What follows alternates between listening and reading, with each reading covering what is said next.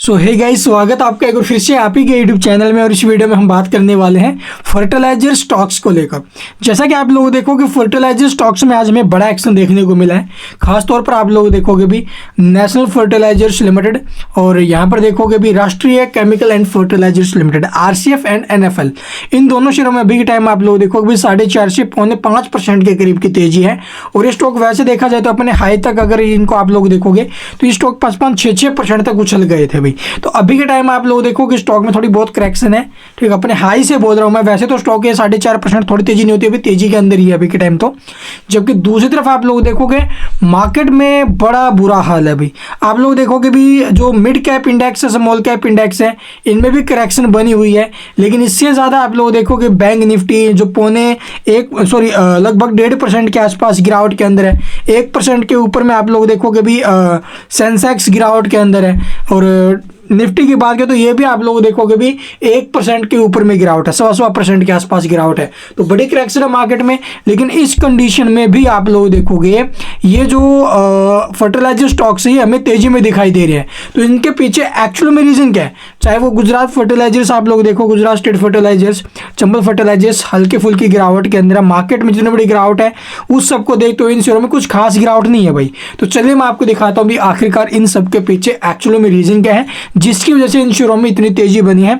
आगे बजट्स भी आ रहे हैं, कंपनियों के रिजल्ट्स भी है। अगर आपके पास है तो होल्ड कर सकते हो भी। और अच्छी खासी गिरावट के अंदर भी है अपने हाई से। ठीक है, तो चलिए देखते हैं सबसे पहले खबरें। तो जैसा कि यहाँ पर आप लोग देख रहे होंगे भी CNBC आवास के वेबसाइट के ऊपर ये न्यूज़ देखने को मिली है। बाजार में तो गिरावट के बीच आप लोग देखोगे फर्टिलाइजर शेयरों में चमक आई है भाई। ठीक है, तो फर्टिलाइजर शेयरों में तेजी है। क्यों है, इसके पीछे का क्या कारण है भी, क्या असली वजह है, चलिए वो देखते हैं डिटेल में। तो इनके पीछे आप लोग देखोगे भी एक बड़ी खबर सामने आई है। जैसा कि आप लोग देखोगे मंगलवार को कमजोरी देखने को मिली बाजार में और सभी प्रमुख इंडेक्स दबाव के साथ कामकाज करते नजर आए हैं। लेकिन इसी बीच फर्टिलाइजर शेयरों में अच्छी तेजी देखने को मिली है भाई। और इस तेजी के पीछे आप लोग देखोगे भी जैसे कि NFC हो गया, RCF हो गया, मद्रास फर्टिलाइजर्स, GSFC हो गया, ठीक है, खैतान केमिकल्स एंड फर्टिलाइजर्स हो गया, NFLs हो गए। तो इन सभी में शेयर में तेजी देखने, NFL है भाई ये, ठीक है, इन शेयरों में तेजी देखने को मिली है। बिकॉज यहाँ पर देखोगे भी एक बड़ी खबर ये है कि जो DAP है ना, इसकी कीमतों में जो अभी अब बढ़ोतरी हो देखने को मिल सकती है, जिसकी वजह से स्टॉक्स ये तेजी में आए। फर्टिलाइजर स्टॉक्स में इस तेजी के पीछे की वजह है।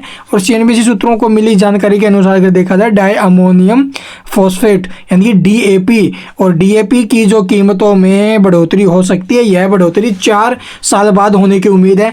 और इस बार DAP कीमतों में 12 से 15% तक की बढ़ोतरी देखने को मिल सकती है भाई। और यही सबसे बड़ा कारण है जिसकी वजह से आप लोग देखोगे इनके शेयरों में गिरावट तेजी बनी है भाई। और ये जो आप लोग देखोगे 1 जनवरी से लागू हो सकते भी नहीं है ये जो नए रेट है इनके। ठीक है, 50% आप लोग देखोगे भारत की जो सालाना ज़रूरत का करीब 50% DAP आयात करता है। ठीक है, जो कि करीब 1.1 करोड़ टन है। इसके अलावा घरेलू बाजार में DAP बनाने के लिए जो कच्चा माल इस्तेमाल होता है वो पूरा आयात होता है भाई।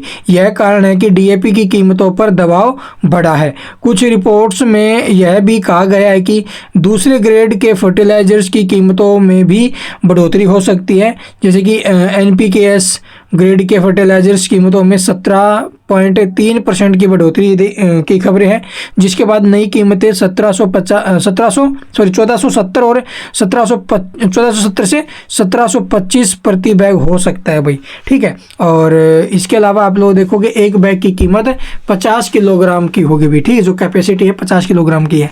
तो ये कंपनी ने जानकारी दी है। और इस जानकारी के बाद भी देखो ये CNBC की तरफ से जानकारी, कंपनी की तरफ से नहीं। ठीक है, ये रहा अभी मेन कारण जिसकी वजह से इन शेयरों में आज हमें ये तेजी देखने को मिली है। इसके अलावा अगर आपको कुछ पूछना भी कमेंट में पूछ सकते हो। और ये स्टॉक अभी भी अपने बाउंड वीक हाई से अच्छी खासी गिरावट के अंदर है। अगर आप लोगों का नजरिया लॉन्ग टर्म विजन का है तो आप लोग लॉन्ग टर्म के लिए इन शेयरों को हम कंसिडर करके चल सकते हैं भी 1 साल 2 साल का अगर आपका नजरिया है तो। क्योंकि देखो भाई इन सब का इस्तेमाल खेतों में होता रहेगा। ठीक है, भारत के अंदर होता रहेगा। तो इसीलिए इनको लॉन्ग टर्म के हिसाब से शेयर को हम चूज कर सकते हैं। आगे आपकी मर्जी, आप किस प्रकार से सोच रहे हो। Thank you for watching the video.